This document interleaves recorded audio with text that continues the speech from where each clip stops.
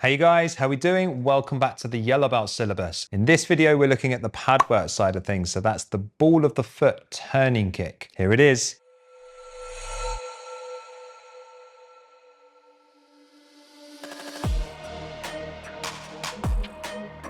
Now for a turning kick, of course, we call it that because we're turning, we're rotating our body and we're kicking across. Now, often when we're kicking pads, we're using the top of the foot or the instep, but we're practicing using the ball of the foot here, which is the more technical version of the kick. If ever you're practicing your patterns and your fundamentals, the technical side, as we call it, we're usually using the ball of the foot for those turning kicks, and we're using our heel, for example, for reverse turning kicks rather than the bottom of our foot. So it's not the sparring style. Now, the main difference here between a ball of the foot turning kick and an instep turning kick is the starting position. We need to make sure that the angle of us in relation to the pad or the target is correct. There'll be less of an angle here. So when you have your opponent or your pad in front of you, we want to take a step to the side and then drop our kicking leg back behind us. If we're kicking with our right leg, we're going to step to the left and take our right leg back behind us. If we're kicking with our left leg, we're going to step to the right of the pad and then take our left leg back behind us, so that we're positioning ourselves at a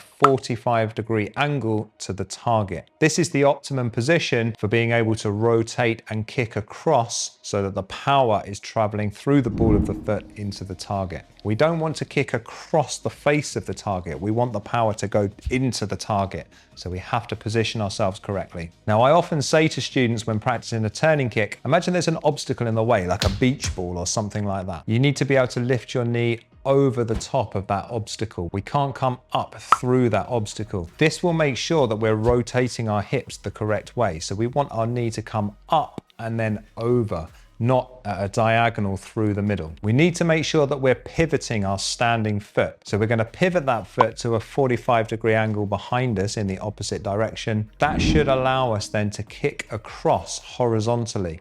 We don't want our toes to be up at the point of impact. If you do this, you're going to hurt your toes. Make sure when you're lifting that knee, you tuck your knee in quite close to the body. So you don't want your leg to be fairly straight all the way through. You're going to have that knee pulled in so that you then release the kick or flick out at the right time. As with everything, timing is key. So we need to make sure that we flick our foot out at the same time as we're still rotating our body.